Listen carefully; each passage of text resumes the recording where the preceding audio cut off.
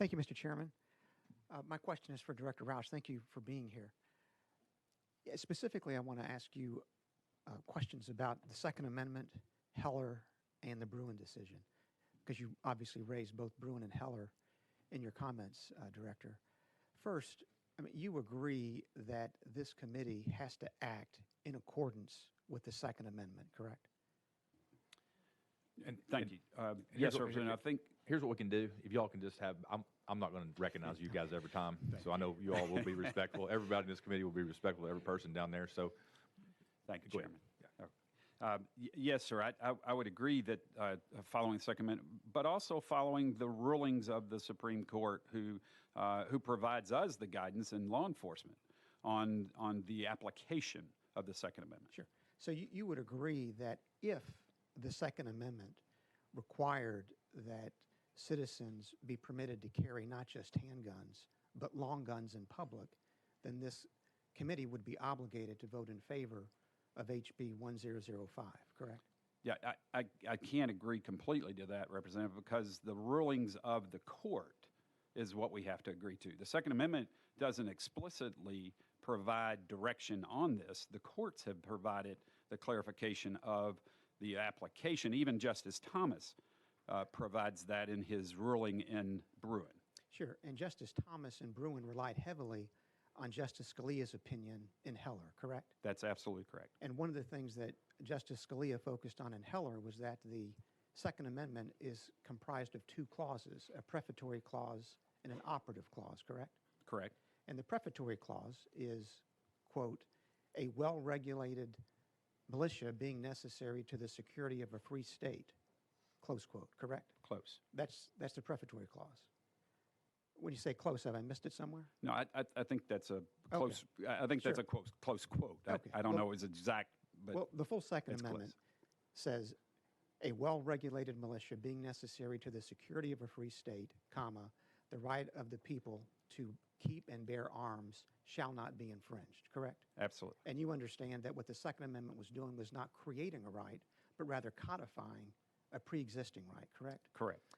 And in Heller, Justice Scalia said that based on the prefatory clause, it's clear that the weapons that the Second Amendment had in mind and that the framers had in mind were weapons that were commonly in use at the time, correct? That's correct. And so he very specifically said that the kinds of weapons that one has an individual right to own are the same kinds of weapons used in the militia, correct?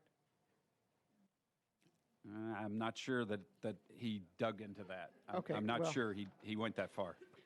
Well, I mean, I can quote from the opinion, section 3 of his opinion. I think he was talking about muskets, if I... Exactly, exactly. And you will agree that, sure. Okay, precisely. Let me make this clear. Hold on. We're here. We're going to be quiet. We're going to listen. No laughing. No. Let's keep our comments to ourselves. Let's be respectful in this room while we're here.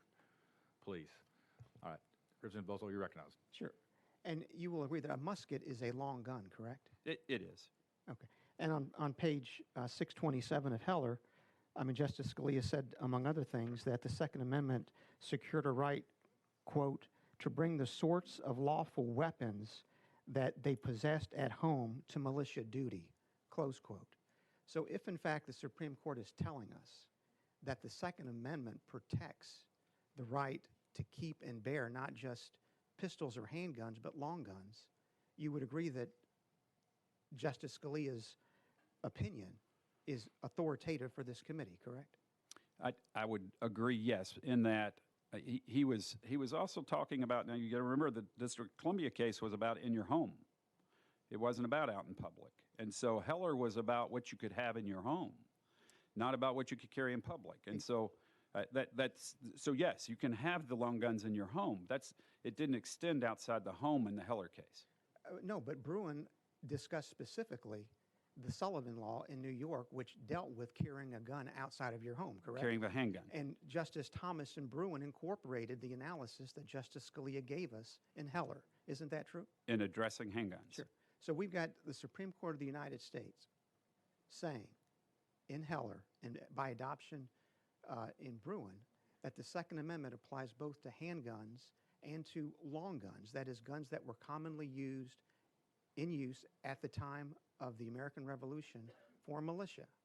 And so what you are attempting to do, let's be clear, you're attempting to limit the Second Amendment right to carry outside of one's home to handguns, not to long guns, correct?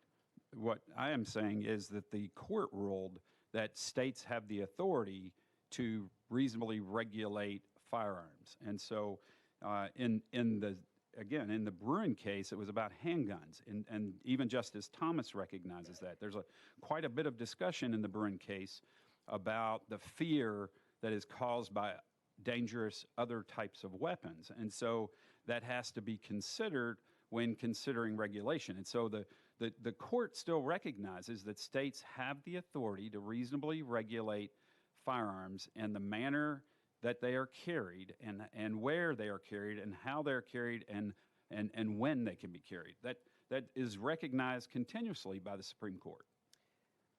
Well, do you agree, Detective Rausch, that the Second Amendment protects one's right to carry semi-automatic pistols in public? It does say that people can carry a handgun. I asked a more specific question. I mean, do you agree that under the Second Amendment, citizens have a right to carry a semi-automatic pistol in public? Absolutely. And your position is somehow we're supposed to read the Second Amendment to provide that a citizen can carry a semi-automatic handgun into public, but not a semi-automatic rifle. Is that correct? What I'm saying is there's a difference, yes. And you will agree there's nothing in the language of the Second Amendment to support the distinction that you're making.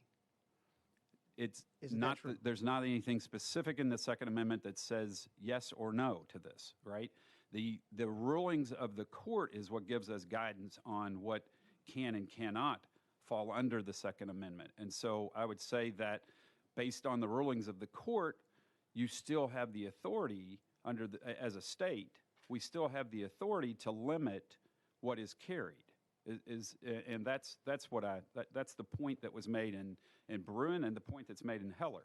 Well, how do you deal, Director Rausch, with the language from Justice Scalia and Heller that states specifically that the Second Amendment protects the rights of citizens to bear and carry the types of weapons that one commonly used in the militia at the time that the Second Amendment was adopted? So again, we're talking about muskets. And so if we're talking about allowing people to carry muskets on the street, I guess if you want to do that, I would be open to that. But keep in mind that a musket is much different than an auto or semi-auto fired rifle, and that the ability, so that the types of firearms have changed dramatically. I think you can agree over the years, and the law as interpreted, the amendment as interpreted by the Supreme Court takes that into consideration as well and gives guidance on that.